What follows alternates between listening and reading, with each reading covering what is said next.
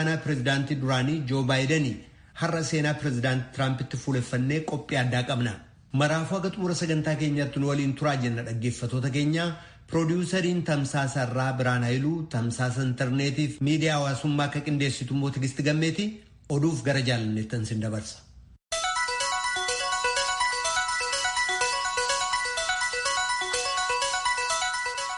Attamooltan kabajamtoota dhaggeeffatoota keenyaa oduun har'aaf qabnu kunoo.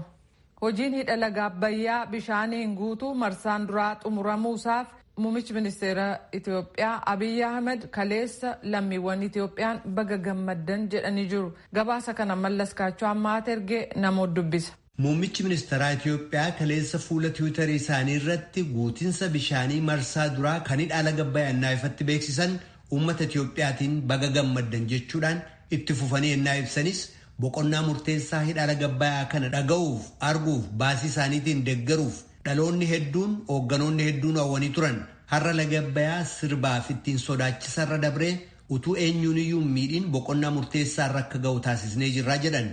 Hojii hidha laga Abbayyaa irratti kanneen hirmaatan hoogganoota irraa jalqabee akka kanneen buusii maallaqaa buusaniitti kagalateeffatan Muummichi Ministeeraa Abiyyi Ahmed hidhaan laga Abbayyaa bara dhufu tarbaayinii lamaan annisaa yookaan enerjii elektiriikii maddisiisuu akka jalqabu kan dubbatan yoo ta'u akka lakkoobsa Itoophiyaatti bara 2015tti immoo guutummaatti hojii isaa jalqaba jedhanii jiru. Gama biraatiin dhimmuma hidhaa laga Abbayyaa kanarratti walga'iin dheengadda gamtaa Afrikaatti hoogganoota biyyoota Itoophiyaa, Sudaanii fi Masrii gidduutti geggeessamee ture bu'a qabeessa ta'uusaa Ministeerri bishaanii jallisii fi enerjii Dr. Silashii Baqqalee VOA'f ibsanii jiru. Durataa gamtaa Afrikaa marsaa ammaa pirezidaantichi Afrikaa kibbaa Siriil Raamafoosaan kan hoogganame maricha viidiyoodhaan geggeessamerraa bu'aa argame jedhan akkanatti ibsan Dr. Silashiin.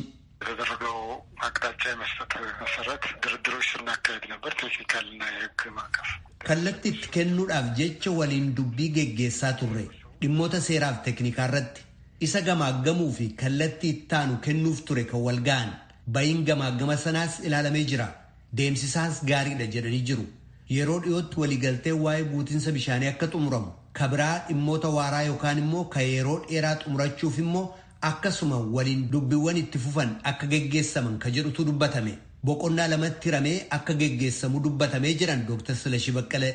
Guutinsi bishaanii marsaa duraa kan ammaa kun bishaanidhaa sana keessaa ba'utuun dhaabiin kan ofiin guute meetira 60 irra eega ga'e booda kan ofii irra ba'ee yaa'u kan agarsiisudha. Kana xumurree jirraa jechuudha jedhan Dr. Silashiin. Gama biraatiin gabaasaan gaazexaa Masrii Al-Haram jedhamu tokko irratti ba'e garuu marii hoogganoota biyyoota sadeenii ilaalchisee ka dubbatan aangawaan Masrii tokko mootummoonni Masrii fi Sudaan hidhaan laga Abbayyaa sun ta'iinsa uumamaatiin guutuu isaa kan mootummaa Itoophiyaatiin ibsame simatanii jiran jedhee jira. Gama Masriitiinis murtiin sadarkaa olaanaatti murteessame waliin dubbiin sun kan itti fufu ta'uusaa aangawaan sun dubbatan jechuudhaan gaazexaan Al-Haram gabaasee jira jedha Mallas Kaachoo ammaa Finfinneerraa. Hidha laga Abbayyaa bishaaniin guutuu kan marsaa duraa xumuramuusaa paartileen mormituu biyya keessaa deeggaranii jiru. Hoogganoonni waldaa Deemokiraatawaa Tigraay, Eezemaa, Ofeekoo fi paartiin tokkummaa guutuu Itoophiyaa uummata Itoophiyaaf dhaamsa baga gammaddanii dabarsanii jiru. Kun ta'uun Itoophiyaan hiyyumaa fi dukkana keessaa ba'aa ka jirtu ta'uu ishee agarsiisa jechuun paartiin tokkummaa guutummaa Itoophiyaa ibsuusa Mallas Kaachoo ammahaa gabaaseera.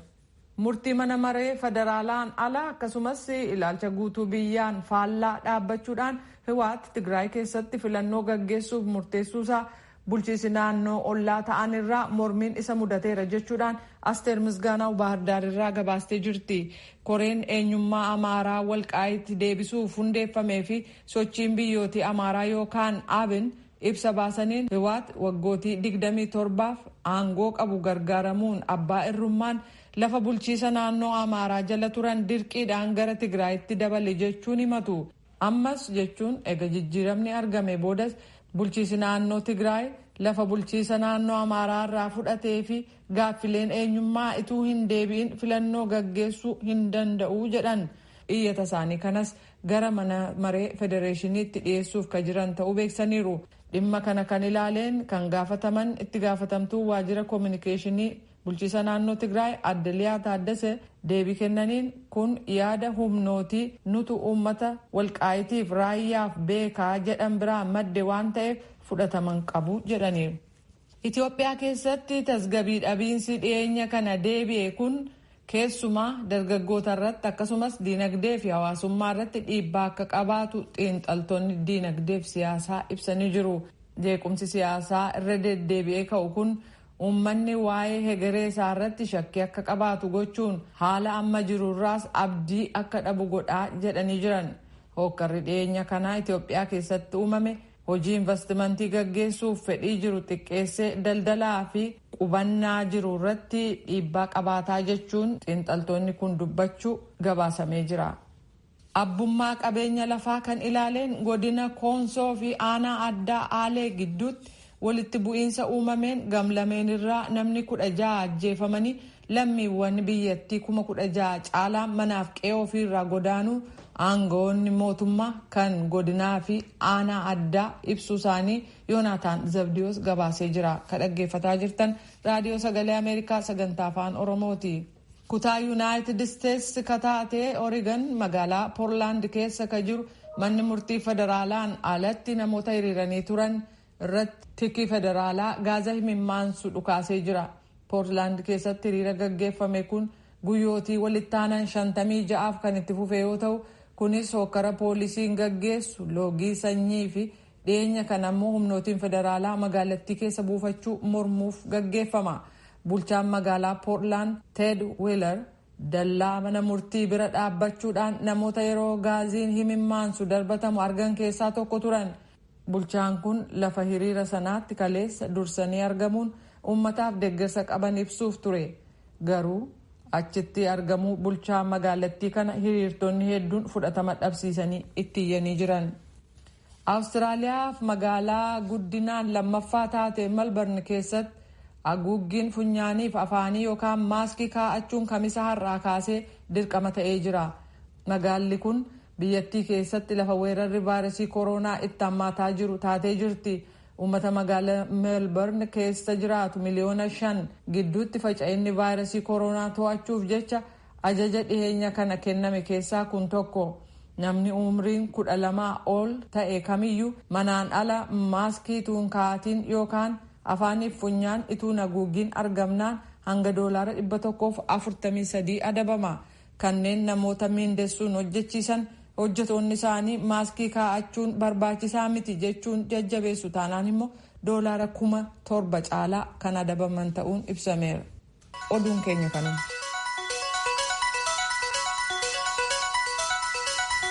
Kadhagaa jirtan as Waashingtan DC irraa kadabru raadiyoo sagalee Ameerikaa sagantaa afaan Oromooti. Artista Haacaaluu Hundeessaa eega ajjeefamee booda hokkara Oromiyaa naannolee hanga tokko keessatti ka'ee lubbuun namaa baduuniif qabeenyaan manca'uun gabaasamee ture. Mootummaanis ibsa kennee jira kanarratti. Kanaan wal qabatee hoogganoota paartiilee morkattootaa dabalatee namoonni hedduun to'annaa jala oolfamanii jiru. Kana ilaalchisuudhaan itti gaafatamaa waajjira koominikeeshinii mootummaa naannoo Oromiyaa obbo Getaachoo Baalchaa tujubeen dubbistee jirti. Badii dhaqqabe ibsuun jalqabu obbo Getaachoon. Qabeenyi akka naannoo keenyaatti bade lakkoofsaan baay'ee guddaadha. Manneen jireenyaatti lakkoofsa guddaa kan qabu, kan caccabee fi kan gubate jireenyaati. Isaan kun akka fakkeenyaatti fudhachuun ni danda'ama. Hoteelota gara 195tu gubate, konkolaataan dhuunfaa mootummaa, dhaabbileen mootummaa, manneen mootummaa, waajjirri mootummaas gubatanii waajjirri mootummaa 400 ta'an gubate. Qabeenyi kun qabeenya naannoo Oromiyaa keessa jiru, qabeenya Oromooti, qabeenya Oromiyaati. Kan miidhaan kun irra ga'ee akka warri saboota garaagaraatti fayyadamanii ajandaa godhachuuf isa qoodanii saba biraa irratti dhiibbaan akka waan ga'eetti yookaan qabeenya akka waan badeetti wanti hoololli geggeeffamu jira. Qabeenyi bade kun qabeenya saba hundumaati kan naannoo keenya keessa jiraatan. Egaan obbo Geetaachoo badiin kun kan inni dhaqqabe naannoo Oromiyaa keessatti. Balleessaa kanaaf immoo kallattii tokkotti quba qabuudhaan haasaan jibbiinsaa adda addaa faca'aa jiru. Isa kanarratti yaada keessan maali? Namni balleessu sabummaa hin qabu. Namni akka hojjetu, namni balleessu, namni gubuu saba kan keessaa kan dhalatanii saba kan keessaa dhufa jedhanii wanti sabaan kaatagoraayiz godhamuuf hin jiru. Badiin kan gaafatu naannoo keenya keessatti jiraataa naannoo keenyaa keessaa kan bahedha. Jiraataa naannoo keenyaa yeroo jennu uummattooti biyya Itoophiyaa jirantu kana keessa jiru hundi naannoo keenya keessa jira. Oromoon madaallii kamiinuu miidhaa geessisuudhaaf yeroo itti karoorsee irratti hojjetas hin qabu. Hin goones kanaan duras hin goone har'as hin godhu. Boris darbee hin godhu. Oromoon saba biraa walitti buusuudhaaf warri ta'e jedhanii kana karoorsanii fi hoogganan akka waan Oromoon sabootaaf sablammoota biyya kanaa keessatti miidhaa geessisuudhaan beekamutti yookaan immoo saba kan biraa dhiibbaa irratti gochuudhaan qabeenya isaanii barbadeessuudhaan of keessaa balleessuudhaan akka waan Oromoon murteesseetti deemetti warri olola geggeessan kun olola qaraatii fedhii isaanii kaleessaatu hin milkoofne waan fedhii isaanii kaleessaa milkoofneef isa kanaan immoo uummata Oromoof uummata biraa walitti buusuuf yaalii gochuuf yookaan yaalan ta'e malee miidhaan kun kan ga'e eenyullee sabaan kan adda ba'e hin jiru. Miidhaa kana kan geessan jedhamanii shakkaman to'atamaa kan jiran naannoo keenya keessa kan jiran. Oromoon madaallii kamiinuu kaleessa sittiin hin jedhamne har'a sittiin hin jedhamu. Sabni Oromoo saba biraa irratti dhiibbaa geessisaa kan jedhu hin jiru. Safuu akkasiis hin qabu. Safuu Oromoo warra balleessanidha. Warri kana godhani Oromoo keessaas namni kanatti makame jiraachuu danda'a. Saba biraa keessaas namooti kanatti makaman Oromiyaa keessa kan jiraatan jiraachuu danda'u.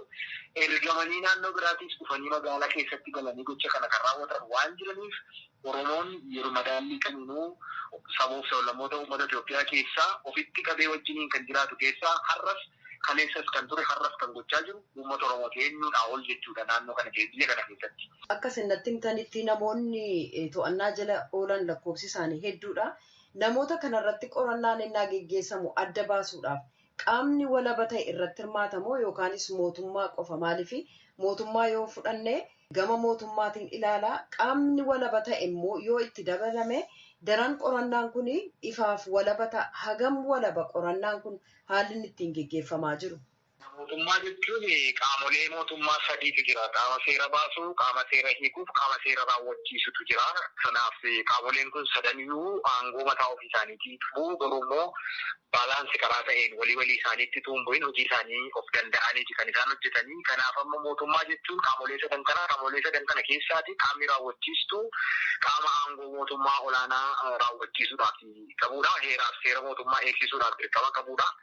Qaamni seera hiikummoo sanarraa walaba kan ta'edha jechuudha. Seera walaba ta'e jechuun namni tokko yeroo komatamu yookaan himannaa yeroo itti dhiyaatu sirna himannaan ittiin dhiyaatutu jira, sirna ittiin to'atamutu jira, sirna ittiin hamma dhumaatti murtii argatutu jira. Kanaaf qaamni kana hojjechuu danda'u mootummaa keessaa of danda'eetu jira. Qaama sadan keessaa qaama keessumaa raawwachiistuudha jedhamee yaadama. Mootummaan yeroo baay'ee namni kan tilmaamu qaama raawwachiistuudha jedhee tilmaama. Qaamni seera baasu immoo qaama aangoo olaanaa biyyaati, qaama aangoo olaanaa naannooti. Qaamni aangoo olaanaa qabu sun raawwachiistuun isatti waamama. Qaamni abbaa seerummaa isatti waamama. Qaamni abbaa seerummaa jechuun qaama seera hiiktuun sun isatti waamama. Qaamni seera hiiku kun bilisa ta'eeti kan biyya kanatti ijaaramee jiru. Kana tokkoon kun ilaaluun hin danda'ama. Bilisummaa qaba. Qaamni kana qoratu jechuun hin danda'amu. Mootummaan biraa dhufee qoratu hin jiru. Mootummaa keessatti qaamolee sadan adda ba'anii jiran waan jedhaniif qaamolee sadan keessaa tokko kan amma kana seera raawwachiisu irraa adda karaa ta'een manni hojii abbaa langaa walii galaa jira.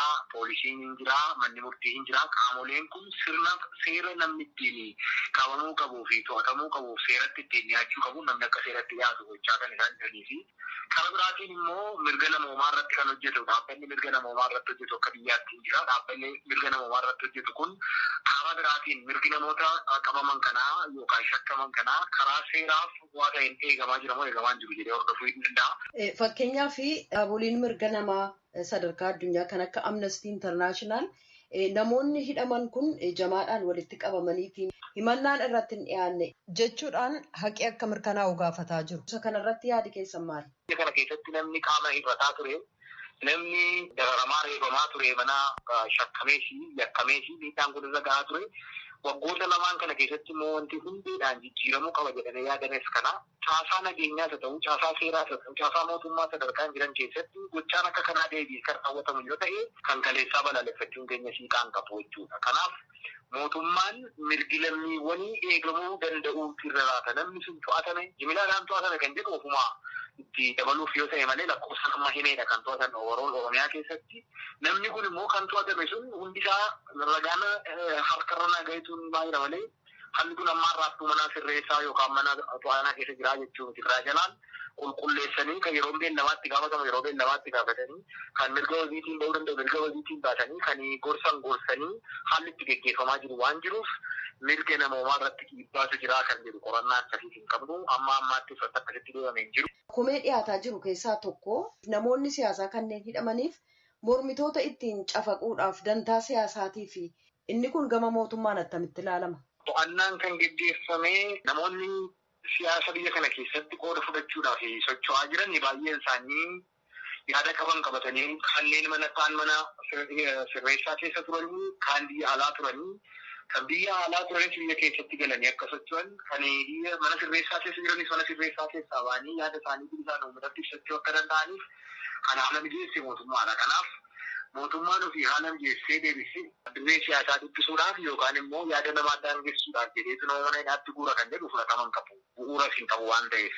Namoonni yakkamanii fi seeratti dhiyaachuu qaban jedhamanii shakkamanii gochaa ajjechaa kanaan wal qabatee kakaasuudhaan namaaf nama uummataaf uummata sabaaf walitti buusuudhaaf amantii walitti buusuudhaaf miidiyaa fayyadamanii waltajjii garaagaraatti bahanii gocha kana keessatti qooda qabu miidhamuu qabeenyaa namaatii fi qooda qabuu jedhamanii warroota shakkamantu to'annaa jala galee warroonni kanaaf itti gaafatamummaa isaanii seeratti dhiyaachuutti isaan irra jiraata jedhamee dhiyaatan keessaa kan paartii biyya bulchaa jiru keessa jira. Miseensi paartii biyya bulchaa jirus hooggansi paartii biyya bulchaa jirus keessa jira. Namoonni kana keessatti ga'ee isaanii bahuu dadhabuudhaan qooda keessaa qaban shakkamanii to'ataman jiru jechuudha. Gaaffiin kodhumaa vaayirasii koronaa wajjiniin wal qabataa akkasin natti himtanitti namoonni yeroo ammaa to'annaa jala oolanii 7,000 oli lakkoofsi isaanii. Vaayirasiin kun immoo of eeggannoo cimaa barbaada. Addunyaa irratti balaa guddaa geessisaa lubbuu namaa galaafataa namootas akkaan dhukkubsaa akka inni jiru beekamaadha. Isa kana mootummaan of eeggannoo attamii godhe namoonni dhibee kanaan akka isaan hin faalamne kanneen mana hidhaa keessa jiran lakkoofsa guddaa akkasii ennaa namoonni hidhamanii of eeggannoon hin godhama gama kanaan maaltu hojjetamaa jira? Warroonni mana sirreessaa yookaan mana to'annaa keessa jiran eeggannaan godhamuufii qabu hundi godhamaafii jira hin godhamaafii jalqaba yeroo seenus qoratameetti seenaa achi keessattis karaa ittiin miidhaa geessisuu hin dandeenyeen karaa ittiin namni vaayirasii kanaan faalamuu hin dandeenyeen to'annaa hordoffiin cimaan godhamaati kan deemu. Lakkoofsi kun guddaa kan malee lakkoofsi kun mana sirreessaa tokkotti yookaan immoo lafa mana to'annaa tokko keessatti kan isaan jiran bakkee garaagaraatti kan isaan jiran akka kanaan dura iddoo tokkotti yoo namni qaba iddoo tokko fuudhanii iddoo tokkotti geggeessuun hin jiru. Bakkumatti qabametti achumatti to'annaa seeraa jala oolchanii galmee isaa qulqulleessuuf deemama malee iddoo iddootti geggeessuun hin jiru. Kana keessatti dhibee vaayirasii koronaatiinis miidhaan akka isaan irra hin geenye of eeggannaa guddaan godhamaati kan inni jiru. Mootummaan kanaaf of eeggannaa jalqabaa godheeti. Eenyuun waa ta'u badii qabuuf seeraan gaafatama malee miidhaan kamuu akka irra hin geenye of eeggannaa cimaatu godhamaa jira. Itti gaafatamaa waajjira kominikeeshinii mootummaa naannoo Oromiyaa obbo Geetaachoo Baalchaa ibsa kennitaniif hedduu galatoomaa. Kan dhagaa jirtan as Waashingteen DC irraa kan dabru raadiyoo sagalee Ameerikaa sagantaa afaan Oromooti. Yeroo mara raadiyoodhaan meetir baandii 22-25-31 irratti akkasumas saatalaayitii Naayilsaatii fi feesbuukii keenya irratti kallattiidhaan tamsaasamaa jira. Aga xumura sagantaa keenyatti nu waliin turaa jenna. Filannoo Yuunaayitid Isteetsi barana geggeessamu irratti kanneen pirezidaantummaa marsaa ittaanuuf dorgomaa jiran paartii Rippaabilikaan irraa pirezidaant Doonaald Tiraamp yoo ta'an paartii Dimokiraatii irraa immoo ittaanaa pirezidaantii duraanii Joo Baayideni. Har'a seenaa pirezidaant Tiraampitti fuuleffannee qophii addaa qabna. Nugusuutu dhiyeessa. Doonaald J. Tiraamp pirezidantii Ameerikaa 45ffaadha. Mr. Tiraamp pirezidantoota Ameerikaa keessaa isaan sadaffaa himannoon irratti dhiyaate garuummoo bilisa jedhamanii aangoo isaanii irraa osoo hin kaafamin hafanidhas. Pirezidantichi waggaa 4 dabalataa fi filatamuudhaaf sadaasa dhufutti qophaa'aa jiru. Pireezidant Doonaald Tiraamp filannoo sadaasaa kanaafis ifatti duula na filadhaa kan eegalan waxabajjii bara 2019 Orlaandoo Filooridaatti ture. Dhaadannoon isaanis Keep America Great, Ameerikaa akka cimtuu taatetti tursuu kan jedhu ture. Duula filannoo bara 2016 darbe sanatti Mr. Tiraamp dhaadannoo Make America Great Again, deebisnee Ameerikaa olaantuu haa goonu isa jedhuun akka ture ni yaadatama. Sirna duula na filadhaa waggaa darbee eegalan sana irratti egaa Mr. Tiraamp deeggartoota isaaniitiin al tokko fiixaan baafneerra. Ammas ni daballa.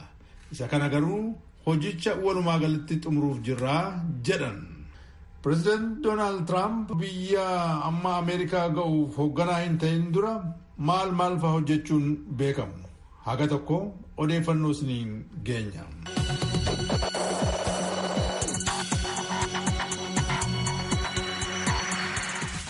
Pireezidantii osoo hin ta'in dura Tiraamp niiwuorkitti nama hojjaa misooma ijaarsaa fi daldala manneeniitiin baay'ee beekamaa garuu immoo falmisiisaa turanii fi hojii piroodakshinii TV irratti beekamtii qabanidha. Gama biraatiinis yuunivarsiitii peensilveeniyaa Wharton School of Finance jedhamurraas eebbifamaniiru Trump. Ergasii qabeenyaa maatii isaanii kan ture dhaabbata misoomaa fi daldala manneenii riil isteetitti itti gaafatama fudhachuudhaan bilchaalee hoteelota kaaziinoo yookiin iddoowwan bashannanaa bifa adda addaa qabu akkasumas dirreewwan gosa ispoortii golf jedhamu yookiin killee itti taphatan addunyaa irra naanna'uun ijaaruu eegalan. Sana keessatti garuu akkuma naggaadee tokko bu'aa ba'iin hedduu isaan mudateera. Yeroo isaan kassaranis tureera akkuma milkaa'anii bu'aa irratti bu'aa lakkaa turan. Forbes kan jedhamu barruun gulantaa sooressota addunyaa waggaan ifa godhu akka ibsetti bara 2016 keessa dhaabbati Doonaald Tiraamp doolaarii biiliyoonii 3 fi miiliyoonii 700 ta'uu tilmaameefi. Mr. Trump hojjaan biraan itti beekamaa turan akkuma gubbaatti tuqne ogummaa televezyiiniiti. Bara 2004 eegalee dhaabbata televezyiinii NBC jedhamu irratti qophii darbaa turee fi baay'ee jaallatame irratti taatota keessaa tokko ta'uu irra darbee Mr. Trump Pirodiisarii qophii yookiin dooyii apparentis maqaa jedhuun beekamuuf ijoo turan. Pirezidantummaaf dorgomuuf qophiitti ennaa jiran bara 2015 ture kan dhiisan.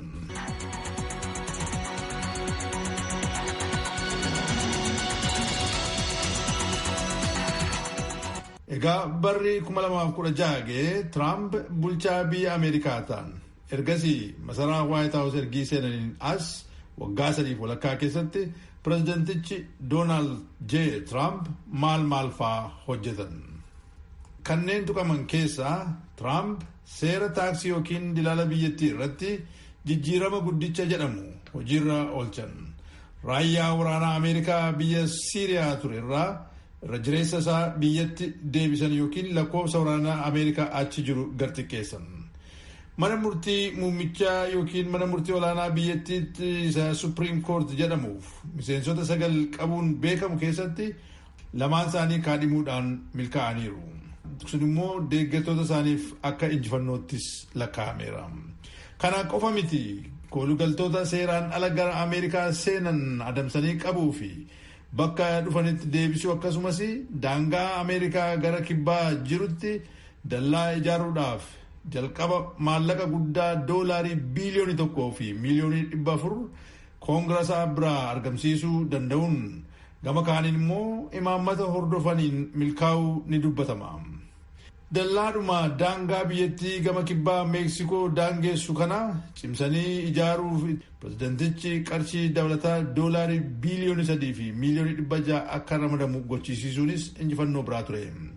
Gama kaaniin immoo waadaa innaa duula filannoo irratti seenanii turan sana fiixaan baasuuf jecha seerotaa fi qajeelfamoota pirezidantii duraanii Baraak Obaamaan tumamanii turan hedduu isaanii akka hojiirra hin oolle haqaniiru.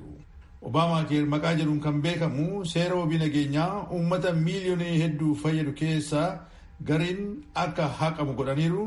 Dhiyeenya kana immoo Obaamaa keer kun guutummaan guutuutti seeraan akka dhorkamu mana murtii waliigalaatti iyyataniiru jedhama.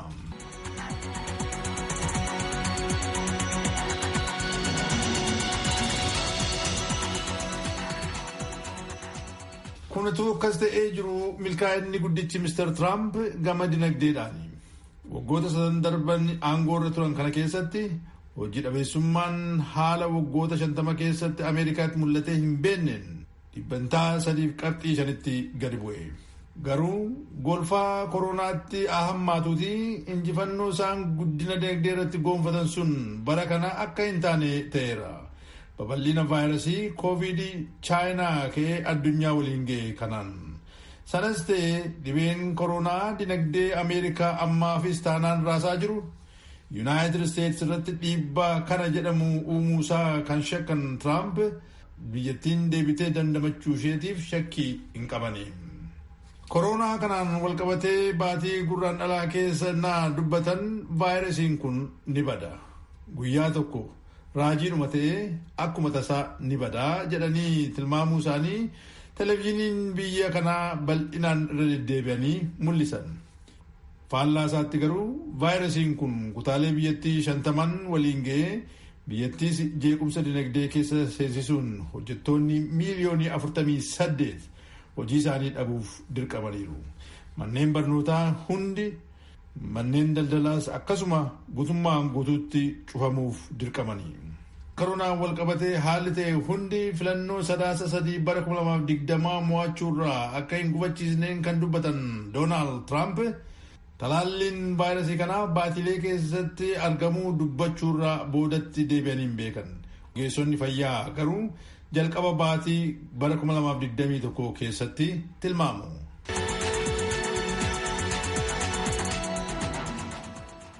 Gama biraatiin imaammata alaa pireezidaant Doonaald J.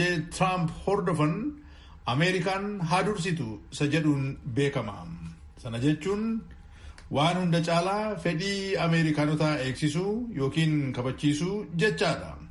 Sababaa sanaafis fedhii Ameerikaa hin guutu kan ittiin jedhan fakkeenyaaf TPP yookiin immoo Trans-Pacific Partnership kan jedhamu waliigaltee daldalaa, waliigaltee eegumsa jijjiirama naannoo addunyaa isa guddicha Paris Climate Change fi tumsa niikularaa Iraan yookiin immoo Iraan Nuclear Deal jedhamu keessaa Ameerikaan akka baatu godhaniiru.